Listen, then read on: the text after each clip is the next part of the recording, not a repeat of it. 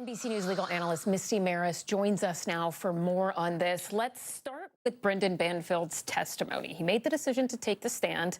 We're really just getting into it. I imagine this is going to go on for days, right? But what stood out to you so far today? So it really seemed like Banfield was focused in, and this was probably planned by the defense, on points that they knew the prosecution had made and how to refute it. So some critical issues that Banfield talked about today. He talked about prior affairs that he had. What's the purpose of that? Well, it's to say that he's not going to kill his wife. His wife knew about prior affairs, so having another affair would not be a motive. He talked about why he spent so much time that morning at McDonald's. This is where prosecutors say he was lying in wait. He set himself up with a timeline there, an explanation to the jury. So some of what came out today really did hit those critical issues, but is it landing with the jurors? Is he coming off credible? I'm not so sure. Let's talk about who else we heard from today, because you had that forensic expert for the defense, Harry Litsky, still on the stand, and he is basically key for the defense, right, to sort of get at the prosecution's argument that Brendan Banfield and the au pair catfished the other person who was killed, Joseph Ryan, to get him to the house to stage this whole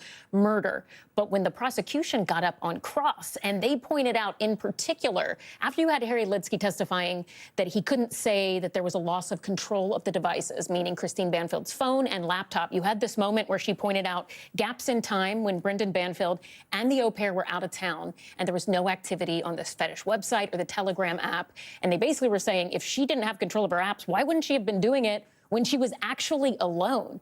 What did you make of that? Well, so there were about 2 days of testimony of this digital forensics expert. And to your point, for the defense, what they want to do is raise reasonable doubt. Did Banfield and the au pair actually have access to Christine's devices? Or was it Christine? Or at least did prosecutors prove that part of the case? And defense trying to raise that reasonable doubt by laying that out with this forensic expert.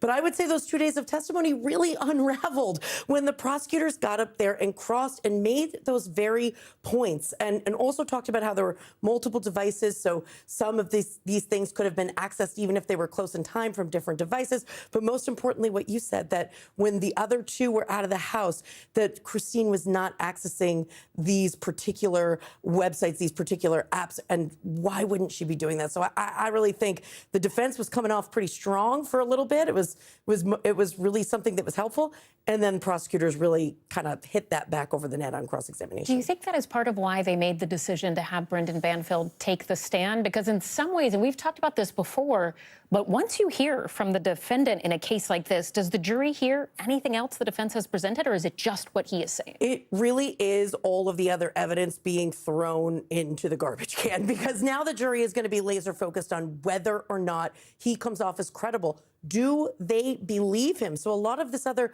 forensic testimony and what we've heard is going to get lost in the wind, because the way Brendan Banfield testifies, and does he tell a credible story, and does the jury buy it? That's what's going to rule the day here. Tomorrow, or Friday, rather, when they're back, will be a fascinating day. I know you will probably be with us again. I will be. Misty Marris, yes. thank you so much. We appreciate your time and insights.